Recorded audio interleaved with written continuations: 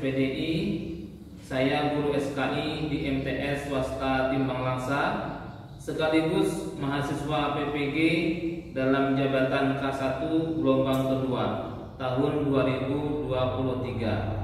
Nomor ujian 2023 628509 dan NIM PPG 2324015034. Universitas Negeri Imam Bonjol Padang. Hari ini hari Kamis tanggal 30 November 2023 akan melaksanakan uji kinerja di Pesantren Darul Fathih Qur'ani Kabupaten Aceh Timur kelas 7 dengan materi Khulafaur Rasyidin. Demikian yang dapat saya sampaikan dan selamat menyaksikan. Wassalamualaikum warahmatullahi wabarakatuh.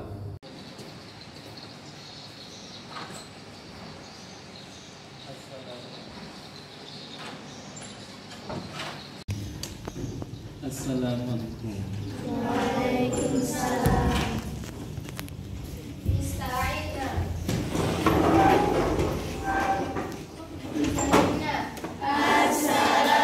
Assalamualaikum warahmatullahi wabarakatuh. Waalaikumsalam warahmatullahi wabarakatuh.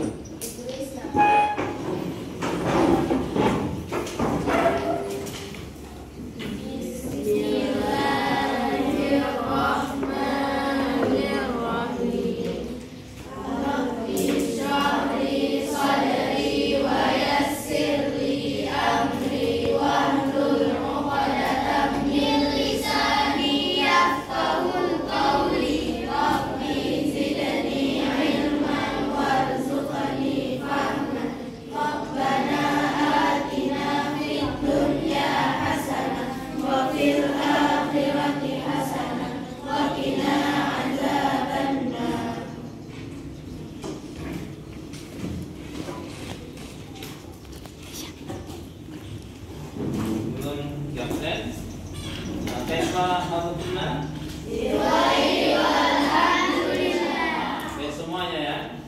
Baik, sekarang dicek dulu daftar kehadiran. Yang pertama Adila Merta, Anissa Latifatul, Hadir Ustaz. Anissa, Hadir Ustaz. Dara Salsa, Hadir Ustaz. Fani Afnan, Hadir Ustaz. Farisha, Hadir Ustaz. Gita Sri Sarifah, Hadir Ustaz. ya. Haura Nabisa, Hadir Ustaz. Izzatun Nisa, Hadir Ustaz. Naura Al-Fatihah, Hadir Ustaz. Naura Diva, Hadir Ustaz. Naura Humaira, Hadir Ustaz. Nur Amalina, Hadir Ustaz. Kiran Kafa Daima, Hadir Ustaz. Ratwa Sausan, Hadir Ustaz. Rafifa, Hadir Ustaz. Rumaiza, Hadir Ustaz. Ruqayyah, Hadir Ustaz. Sayyidah, Siti Salma. Suhan pertama, sebutkan nama-nama Khulafaur Rasyidin. Nah, siapa ya? Siapa yang tahu? Nah, Abu Bakar As-Siddiq, Umar bin Khattab, ya, Utsman bin Affan, ya, Ali bin Abi Thalib. ya betul. Nah, satu lagi. Siapakah di antara sahabat Nabi Khulafaur Rasyidin yang menjadi menantu Rasulullah Sallallahu Alaihi Wasallam? Siapa? Angkat tangan. Ya, siapa? Ali bin Abi Thalib. Nah, baik. Sekarang kita akan membahas tentang Khulafaur Rasyidin. Yaitu ada 4. Yang pertama dibaca sama-sama. Abu Bakar As-Siddiq, Umar bin Khattab, 3. Utsman bin Affan, Ali bin Abi Thalib. Bin Abi Thalib. Ini RA, apa singkatannya? As-Siddiq. Nah, silakan dibaca. Nah, Abu Bakar As-Siddiq sebenarnya adalah Abdullah bin Utsman bin Amr bin Ka'ab bin Sa'ad bin Taib bin Murrah bin Ka'ab bin Lu'ay bin Walid bin Al-Quraisy Al-Taimi, bertemu nasab dengan Rasulullah SAW pada kakeknya Murrah bin Ka'ab bin Lu'ay. ya ini panjangnya ini adalah merupakan nasab daripada Abu Bakar As-Siddiq. Lanjut. Umar bin Khattab sekarang. Umar bin Khattab adalah sahabat Nabi yang kedua. Dibaca, silakan nasabnya. Ya. Umar bin Khattab bin Naufail bin Ali bin Abdul Uzza bin Ziyad bin Abdullah bin Qurt bin Razah bin Ali bin Ka'ab bin Lu'ay Abu Hafs al-Adawi. Julukan Umar bin Khattab adalah Al-Faruq. Ia mempunyai perawakan yang tinggi besar dan mampu bekerja dengan segala secara seimbang. Orang yang sangat ditakuti dari orang lawan maupun lawan. Ya, ini adalah Umar bin Khattab, sahabat yang sangat tangguh dan kuat.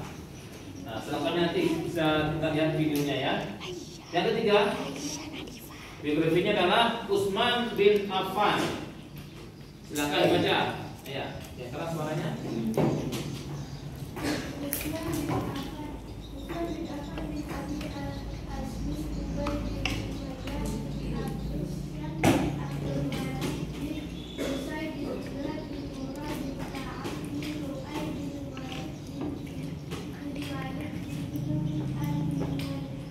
Ya, terus.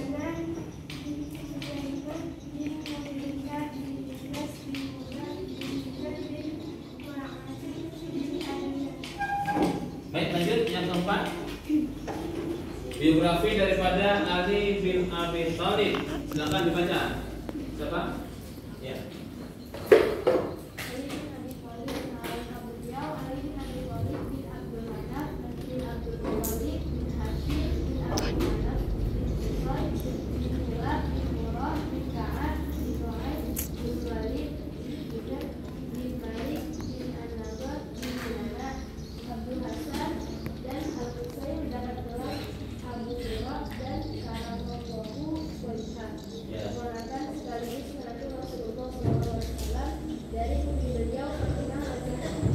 Ya, berarti Ali bin Abi Thalib ini adalah merupakan sahabat sekaligus menjadi menantu Utsman bin Affan. Disebut adalah Rasul Utsmani. Jadi Al-Quran pada masa Utsman bin Affan. Yang ketiga adalah perluasan wilayah dakwah Islam. Terus, jadi menyebar sampai dakwah yang bermanfaat. Yang kedua, Mengenai keuangan negara Baitul Mal. yang ketiga,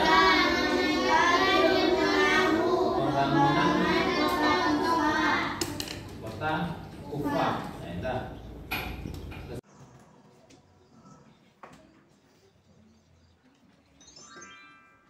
Abu Bakar As-Siddiq radhiyallahu anhu. Nama lengkap beliau adalah Abdullah bin Utsman bin Amir bin Amr bin Ka'ab bin Sa'ad. Abu Bakar radhiyallahu anhu lahir 2 tahun setelah lahir Rasulullah Muhammad SAW di kota Mekah. Semasa kecil, Abu Bakar radhiyallahu anhu sudah menjadi teman akrab Rasulullah SAW. Keduanya memiliki sifat yang sama, yaitu jujur, tidak suka berbuat kejelekan, tidak menyembah berhala, dan tidak suka mengkhabar. Bahkan pekerjaannya pun sama. Abu Bakar adalah seorang pedagang. Beliau adalah seorang pedagang yang semua kekayaannya digunakan untuk kepentingan dakwah Islam. Pada saat masuk Islam, Abu Bakar sudah memiliki 40.000 dirham. Semuanya disumbangkannya untuk dakwah Islam dan membebaskan budak-budak muslim. Rasulullah SAW paling banyak menggunakan harta Abu Bakar As-Siddiq. Beliau bersabda, tidak ada harta yang lebih memberikan manfaat bagiku selain harta Abu Bakar. Suatu hari, Rasulullah SAW menganjurkan para sahabat untuk bersedekah.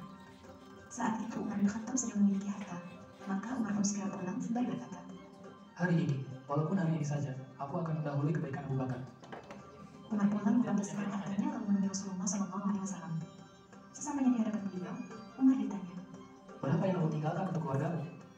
Sebesar yang aku infakkan ya Rasulullah. Lalu datanglah Abu Bakar dengan membawa hartanya. Rasulullah SAW bertanya kepadanya, apa yang kamu tinggalkan untuk keluargamu? Aku tinggalkan Allah dan Rasulnya. Mendengar ucapan Abu Bakar itu, Umar pun berkata, Sungguh aku tak akan bisa mendahului kebaikan Abu Bakar untuk selamanya. Abu Bakar As-Siddiq adalah sosok sahabat yang paling banyak berdoa. Hatinya lembut dan pengasih, sangat pemalu dan menyayang. Beliau adalah sahabat yang sangat warok dan zuhud. Dari sanalah, Ahlus Sunnah bersepakat bahwasanya Abu Bakar merupakan manusia terbaik setelah Rasulullah SAW. Dari sekian banyak sahabat, dirinya lah yang ditunjuk Rasulullah SAW untuk menjadi imam sholat menggantikan beliau yang sedang sakit. Abu Bakar terus menemani dan menjadi teman paling setia Rasulullah SAW, baik ketika senang maupun susah, ketika bepergian maupun mungkin. Rasulullah SAW menggelarinya sebagai orang yang jujur atau as-siddiq, dan hanya Abu Bakar lah satu-satunya yang memiliki gelar tersebut. Beliau digelari as-siddiq karena paling cepat meyakini dan membenarkan apa yang disampaikan oleh Rasulullah SAW, yakni ajaran Islam. Suatu pagi, Rasulullah SAW memberitahu manusia bahwa beliau semalam telah melaksanakan Isra, yakni perjalanan dari Masjidil Haram ke Baitul Maqdis, dan Mi'raj, yakni perjalanan dari Baitul Maqdis ke Sidratul Muntaha. Manusia tidak percaya berita itu. Kemudian mereka mendatangi Abu Bakar dan berkata, Wahai Abu Bakar, apa kamu percaya dengan kata temanmu Muhammad bahwa dia pergi ke Baitul Maqdis di malam hari dan sampai di sini sebelum subuh? apakah tidak Muhammad yang mengatakan begitu? Ya benar. Kalau Muhammad yang berkata, maka aku akan membenarkan berita dari langit, dan aku akan membenarkan dia berita yang lebih aneh dari itu. Ketika dakwah Islam mulai menyebar ke seluruh penjuru Mekah, orang-orang Quraisy merencanakan pembunuhan kepada Rasulullah SAW. Rasulullah SAW pun hijrah ke Madinah ditemani sahabat setianya Abu Bakar radhiyallahu anhu. Dalam perjalanan itu, Rasulullah SAW dan Abu Bakar dikejar-kejar orang-orang kafir musyrik. Mereka bersembunyi di dalam gua Zur. Hampir saja kesembunyian Rasulullah SAW dan Abu Bakar diketahui musuh, karena orang-orang kafir itu pun sampai di gua Zur. Ketika musuh akan masuk ke dalam gua untuk memeriksa keberadaan Rasul dan Abu Bakar, Allah Subhanahu wa Ta'ala menolong mereka dengan adanya sarana balaghah yang masih nyata, tidak rusak sedikit pun. Dari sanalah orang-orang kafir berkesimpulan, tidak mungkin Rasulullah dan Abu Bakar ada di dalam gua. Pada tahun ke-11 Hijriah, Rasulullah SAW wafat. Melalui musyawarah yang panjang, akhirnya para sahabat sepakat memilih Abu Bakar sebagai khalifah Rasulullah.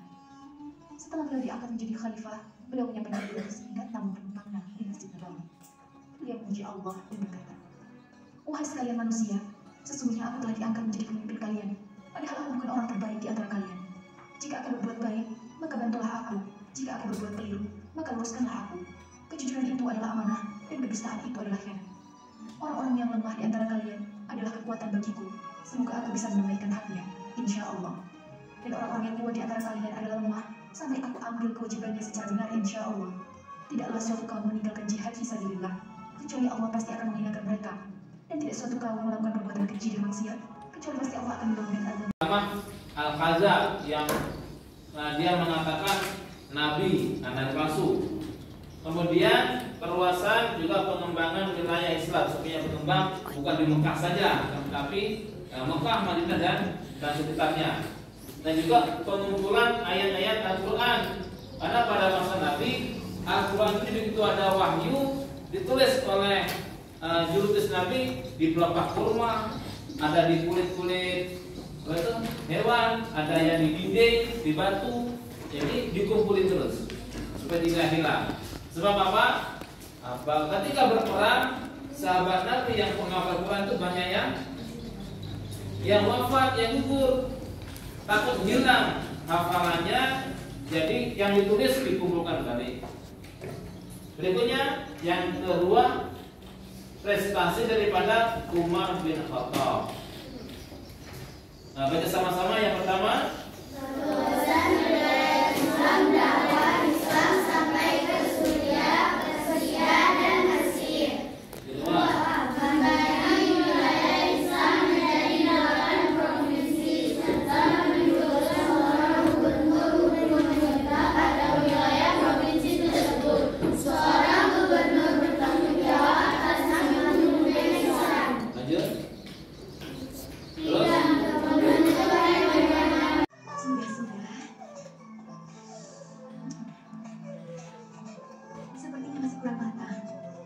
Bagaimana kalau kalian kumpul tidur saja? Nanti kalau sudah matang, ibu akan memberitahu kalian. Ya?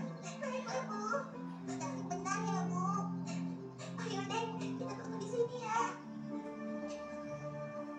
Ya Allah, kasihanilah kami. Lepaskanlah kami dari kemiskinan ini, ya Allah. Assalamualaikum. Waalaikumsalam. Siapa? Kami orang yang dalam perjalanan. Bolehkah kami singgah sebentar? Di luar udara yang sangat tinggi. Sebentar. Siapakah tuan berdua? Ada perlu apa? Wahai ibu, tolonglah kami. Izinkan kami beristirahat sejenak. Kami sangat kedinginan. Tolong.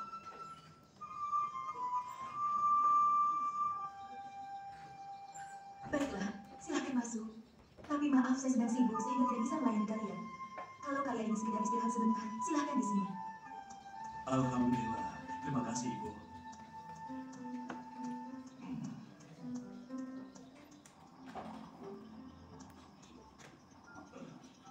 Tadi kami mendengar anak-anakmu menangis. Benar, Apa gerangan yang menyebabkan mereka menangis, Bu? mereka merengek minta makan. Lalu apakah mereka sudah mendapatkannya? Belum. Bukankah kau sudah memasak? Apakah makanan itu belum matang? Iya, dan tidak akan pernah matang. Ah, tidak akan pernah matang. Memangnya apa yang sedang kau masak itu? Lihatlah sendiri. Oh.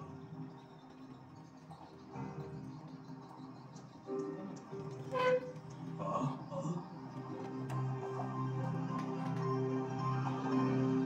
Oh. Kenapa kau memasak batu itu? Ini kulakukan untuk menenangkan anak-anak yang mengira aku sedang memasak makanan. Dan mereka mau menunggu sampai mengantuk dan tertidur. Oh. Ini semua gara-gara Umar. Sebagai pemimpin, tidak seharusnya dia seperti ini. Oh. Tapi, biar Allah yang mengadili antara aku dan Umar. Mengapa bisa begitu, wahai ibu? Memangnya ada apa dengan Umar? Pasti dia sedang bersantai-santai di rumahnya. Sementara sedikit pun dia tidak pernah memperhatikan orang-orang miskin seperti kami. Oh. Ya Allah, apa yang telah kuperbuat? Aku telah menzalimi rakyat yang menjadi tanggunganku sendiri.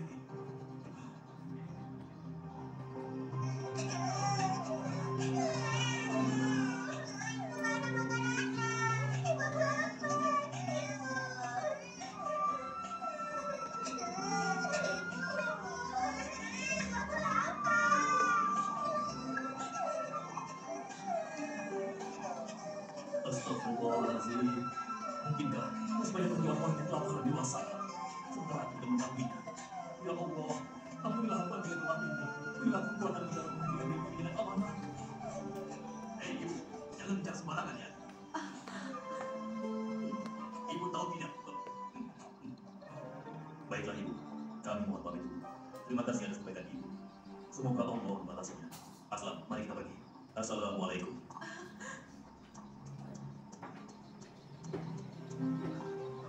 Waalaikumsalam.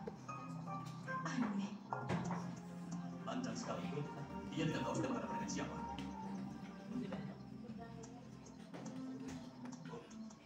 Tunggu, wahai Umar. Kenapa tergesa-gesa begini? Ada apa?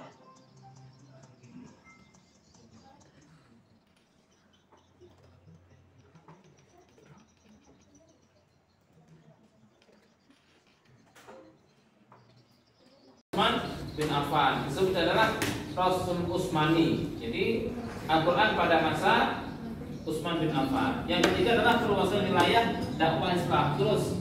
Jadi menyebar sampai Utsman bin Affan adalah sahabat Rasulullah yang menjadi khalifah ketiga setelah kematian Umar bin Khattab. Semasa Rasulullah masih hidup, Utsman menjadi sahabat yang selalu membantu dakwah Nabi dengan apapun yang dia punya. Utsman sendiri adalah pedagang yang kaya raya. Meskipun kaya, Utsman tidak menggunakan kekayaannya untuk berlaku sombong. Ia bahkan menggunakan hartanya untuk bersedekah dan membantu umat muslim yang sedang kesulitan. Salah satu kisah kedermawanan Utsman bin Affan terjadi ketika kota Madinah memasuki musim kemarau. Pada waktu itu, banyak sumur-sumur di kota Madinah yang mengalami kekeringan dan hanya tersisa sumur milik orang Yahudi. Dia merupakan pribadi yang kikir. Ia tidak mau memberikan air sumurnya kepada penduduk Madinah. Penduduk Madinah harus membeli air sumurnya dengan harga yang mahal. Tentu saja, hal ini sangat memberatkan bagi penduduk Madinah, hingga banyak di antara mereka melaporkan kejadian tersebut kepada Rasulullah. Rasulullah pun mengumpulkan para sahabatnya dan memberikan pengumuman kepada mereka.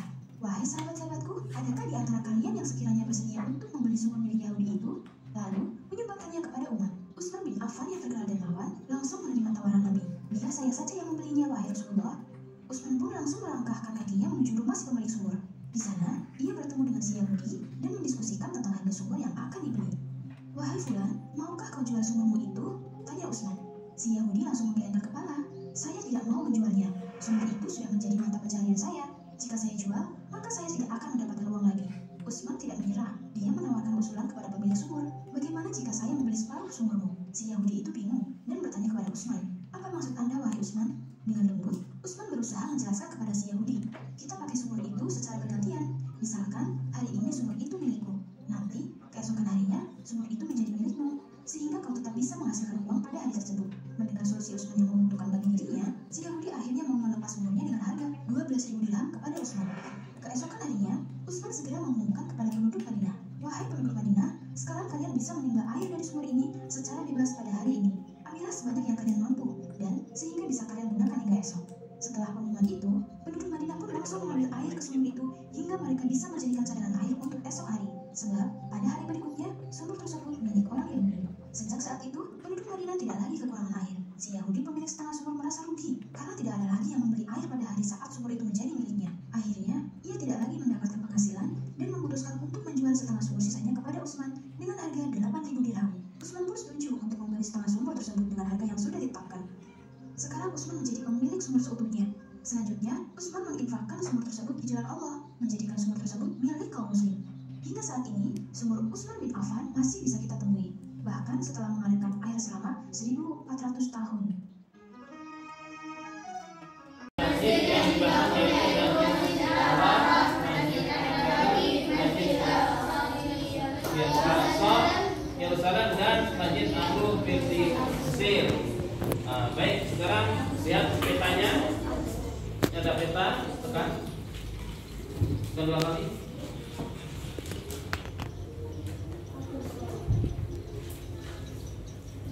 Ya. Ini adalah peta Asia. Jadi perluasan Islam pertama.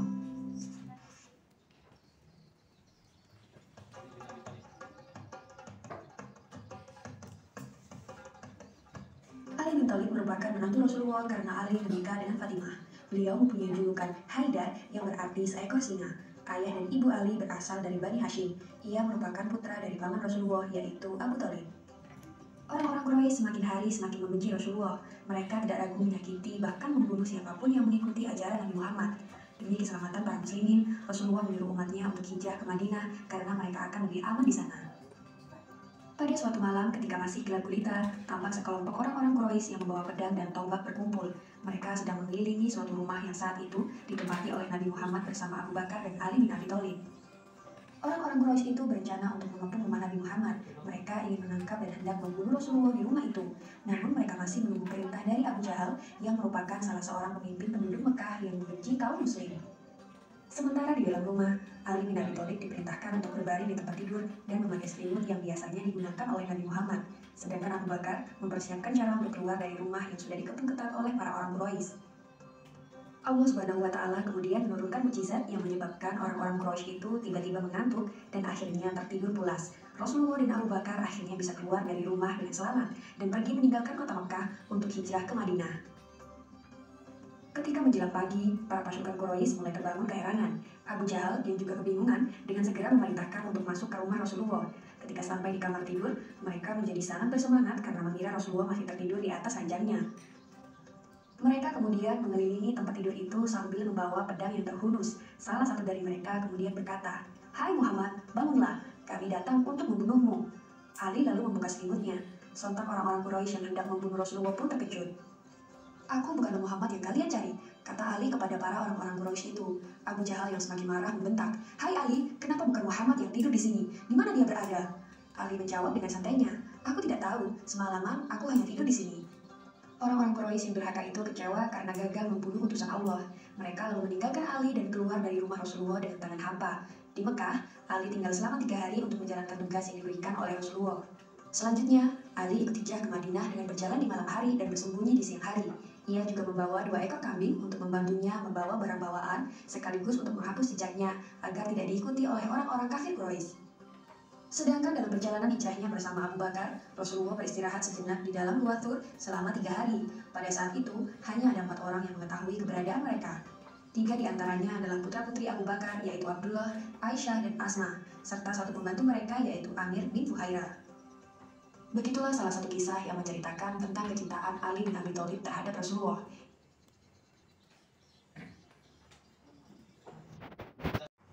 Masing-masing khulafaur rasyidin. Itu tadi adalah merupakan cuplikan ya, bukan seluruhnya, tapi cuplikan saja daripada masing-masing khulafaur rasyidin. Jadi tidak banyak. Hikmah ketika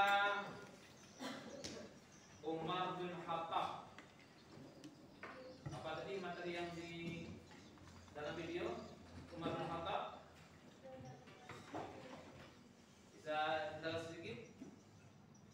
Umar bin Khattab pada saat itu merupakan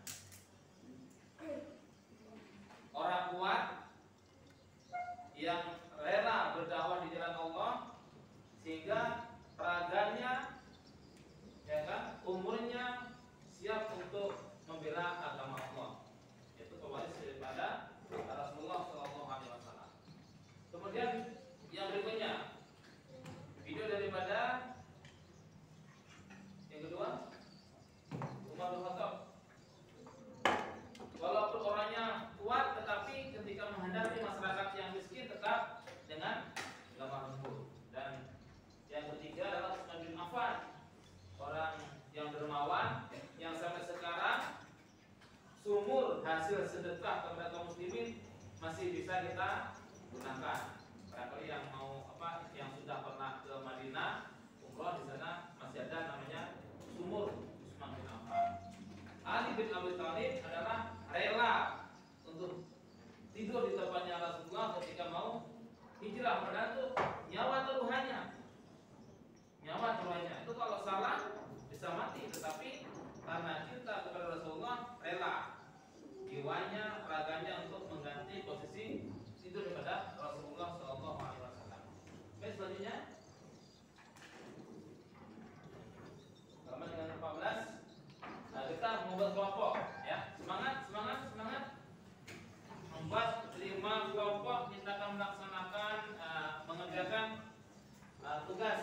Nanti dikumpul dan dijawab pertanyaan-pertanyaan yang ada di papan tulis. Ditulis soalnya dan jawabannya saja. Ya, soal dan jawaban. Yang nomor 1, yang pertama di atasnya. Tidak di atasnya.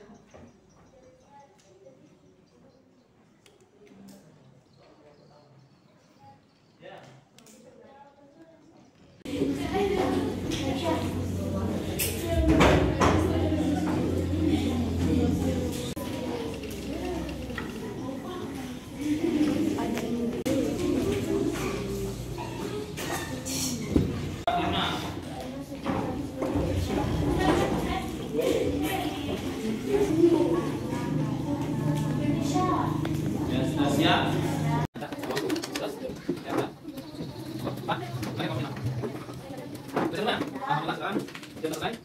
Dan harapannya belajarnya dimakan.